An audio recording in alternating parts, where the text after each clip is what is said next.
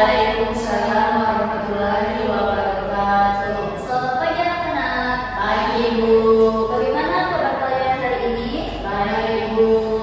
Oke, baik. Jadi sebelum kita mulai pelajaran hari ini, sebaiknya kita berdoa dulu sesuai kepercayaan masing-masing. Berdoa dimulai.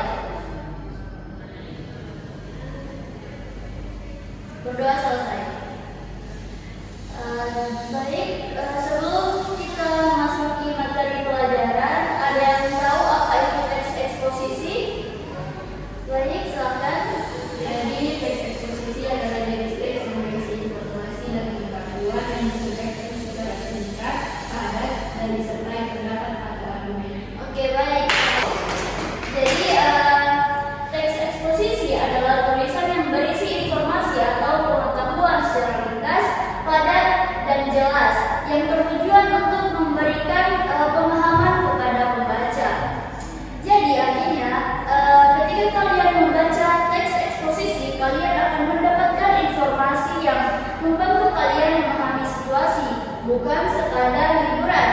Misalnya ketika kalian membaca artikel tentang pentingnya menjaga kesehatan, cara belajar efektif, atau dampak penggunaan gadget, itu termasuk teks eksposisi.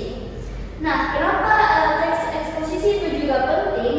Karena mengembangkan kemampuan berpikir kritis dalam berpendapat, meningkatkan keterampilan dalam menyampaikan informasi secara jelas, dan memahami sudut pandang berbeda untuk pengambilan sebuah keputusan. Baik, selanjutnya kita beralih ke tujuan dari teks eksposisi. Jadi, tujuan dari teks eksposisi adalah menyampaikan informasi atau pendapat secara jelas dan logis untuk memberikan pemahaman kepada pembaca. Teks ini juga bertujuan membujuk pembaca agar menerima pandangan penulis berdasarkan argumen yang telah disajikan. Selanjutnya kita beralih ke ciri-ciri teks eksposisi. Nah, jadi teks eksposisi ini memiliki 3 ciri utama. Yang pertama, memberikan informasi. Jadi, teks eksposisi bertujuan menjelaskan suatu topik secara objektif dan juga faktual agar pembaca memperoleh sebuah pemahaman yang jelas. Ciri yang kedua adalah disusun secara logis. Jadi, informasi dalam teks eksposisi disampaikan secara terstruktur yang biasanya mencakup tesis, argumentasi, dan juga penegasan ulang teks. Nah, ciri yang ketiga adalah bahasa yang objektif. Nah, biasanya teks eksposisi menggunakan bahasa yang jelas, tidak ambigu, dan berdasarkan fakta, bukan opini pribadi yang bersifat emosional. Selanjutnya kita beralih ke struktur teks eksposisi. Jadi struktur teks eksposisi ini ada 3. Yang pertama, tesis atau pernyataan pendapat. Jadi tesis dalam teks eksposisi adalah pernyataan pendapat atau gagasan utama yang menjadi dasar argumen dalam teks tersebut. Biasanya terletak di awal dan berfungsi untuk memperkenalkan topik atau pandangan penulis. Struktur yang kedua adalah argumentasi.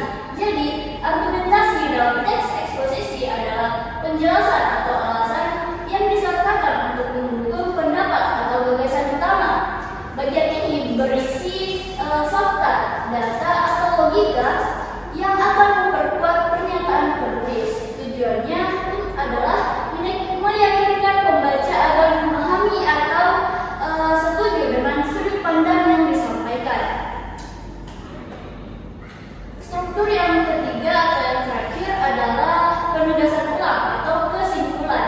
Jadi, kesimpulan adalah bagian yang menyimpulkan atau menegaskan kembali pokok-pokok pembahasan utama. Bagian ini biasanya berisi pernyataan yang menegakkan argumen atau informasi yang telah disampaikan. Tujuannya adalah memperkuat pesan yang disampaikan. Baik, selanjutnya kita beralih ke kaidah kebahasaan teks eksposisi. Jadi, kaidah kebahasaannya ada 2. Yang pertama, adanya sebuah kata-kata teknis. Jadi, kata-kata teknis adalah istilah khusus yang digunakan dalam bidang